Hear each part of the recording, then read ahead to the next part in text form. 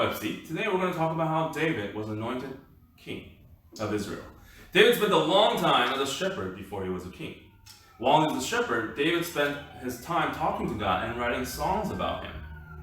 David grew to love God and wanted to obey his commands. When Samuel came to David's family to anoint a new king, he was surprised that God did not pick one of his older and much stronger brothers. God looks at the heart, and God wanted a king who would obey him. We can see by David's actions and David's words that he loved God and honored him.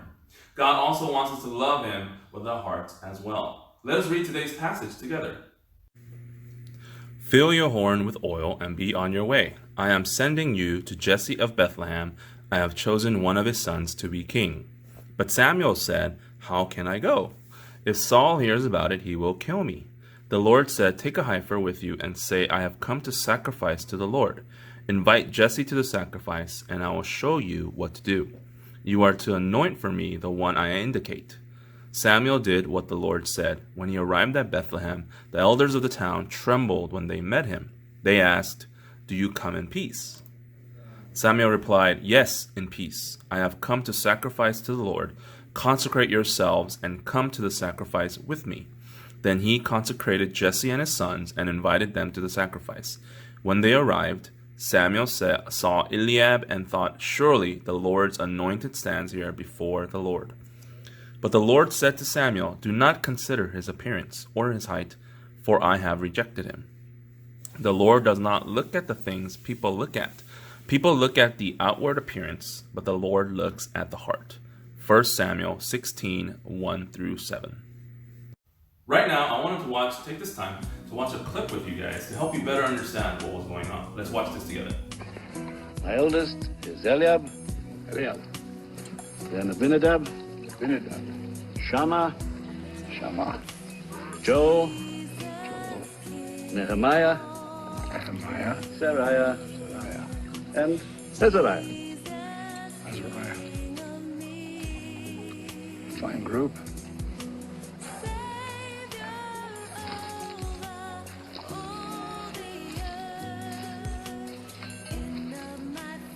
Fine group, strong young men. You must be very proud.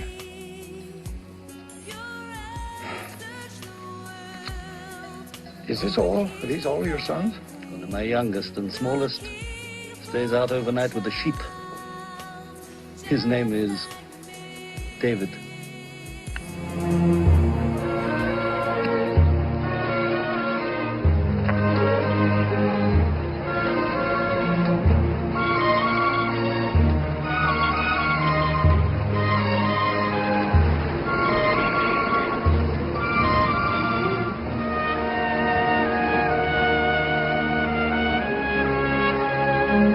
Lord, this boy, is this the one?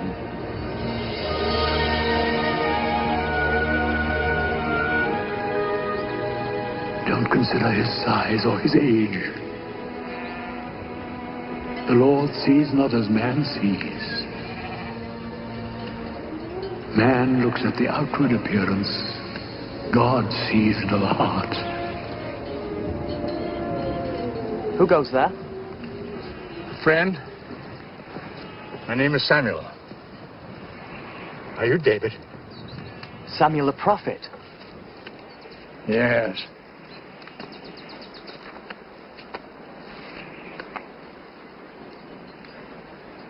Please, sir, allow me to sit with you. I regret having nothing to offer you except a piece of my blanket.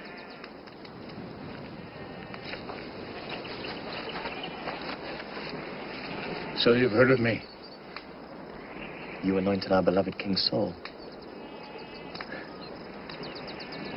I could tell by your face the minute I saw you that you were much traveled. More in the realm of the spirit than on the surface of the earth. But those are the best journeys. So you come on business with my father and brothers? I was sent by the Lord.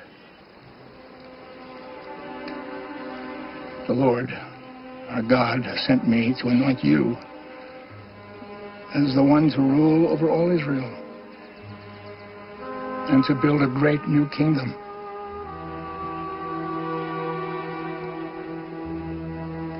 I think I've heard the voice of God in these hills.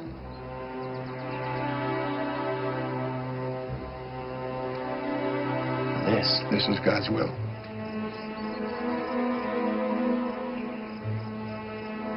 If it's God's will, then I have no cause to be troubled. Then you'll let me anoint you. What of King Saul, who has done so many brave things and has many capable sons already? What's going to happen to him? Only the Lord God knows Saul's fate.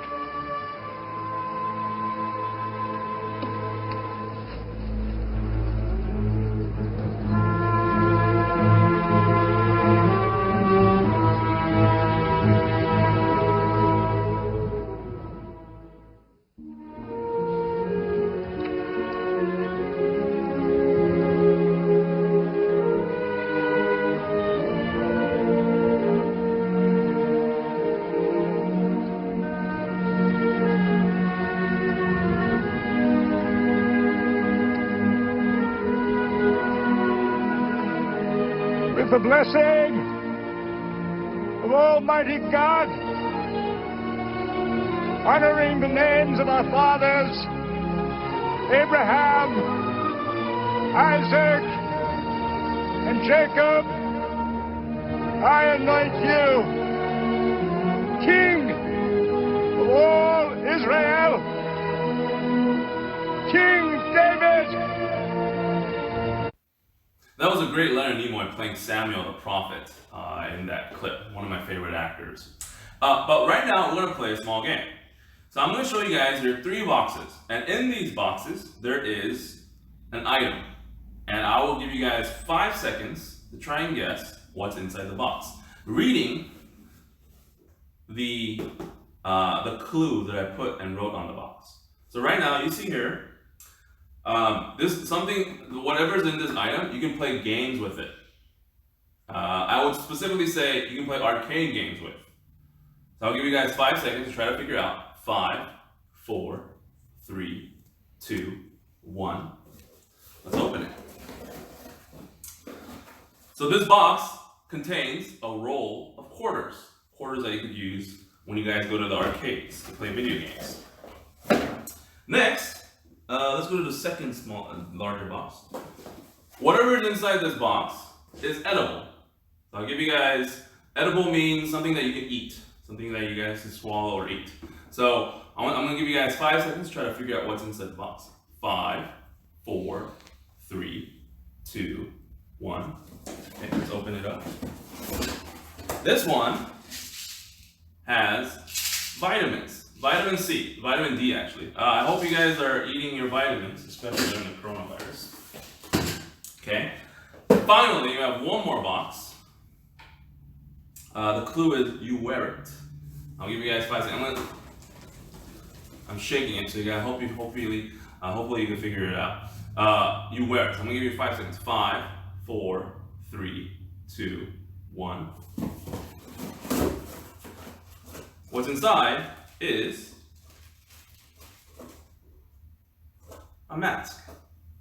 You wear it, right? Like so.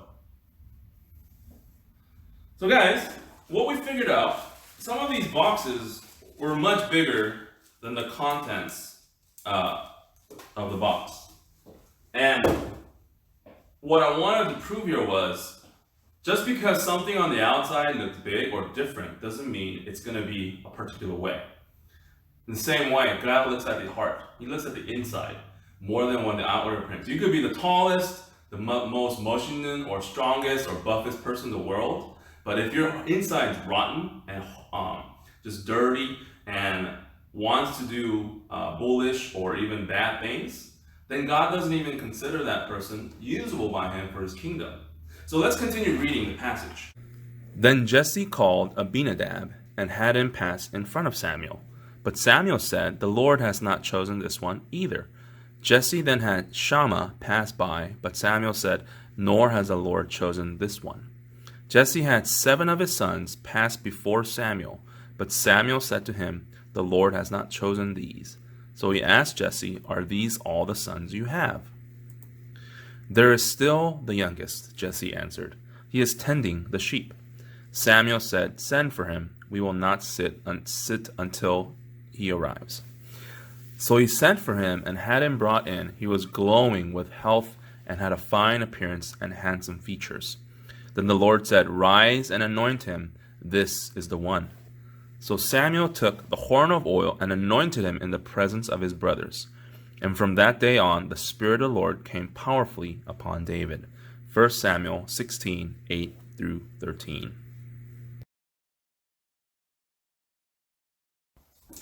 As you can see, God did not choose any of David's older brothers, who were stronger and taller than him. David was the shortest of the family, but he had the heart of a lion and the courage of a bear. Remember the last week we talked about how David killed lions and bears to protect his father's sheep, and that God was training him to fight Goliath for the future? David might have seemed weak, but he was stronger and braver than any of his brothers because he had great love for God and great faith in God. Today, let us pray that God will make us stronger in Him when we choose to love Him and have faith in Him always. Let's pray. Father, thank you so much for gathering all of us here today. We ask of you, Lord Jesus, that as we continue to work on ourselves, as we continue to have better hearts and have better personalities in you, I pray that, Lord, you will make us stronger and have stronger faith in you. We know, Lord Jesus, Father God, that you do not look at the outward appearance. You look at what's in the heart. You look at what's inside of us to know what a good person is and who the bad person is. And Lord Jesus, we ask of you, Lord, that you continuously help us mend our hearts to become better people, to be people that are usable for your kingdom and your glory. We ask of you, Lord Jesus, for your Spirit throughout the rest of the week. Protect us head to toe with your Spirit and protect us from the enemy and anything that will discourage us from getting closer to you. I pray all these things. Amen.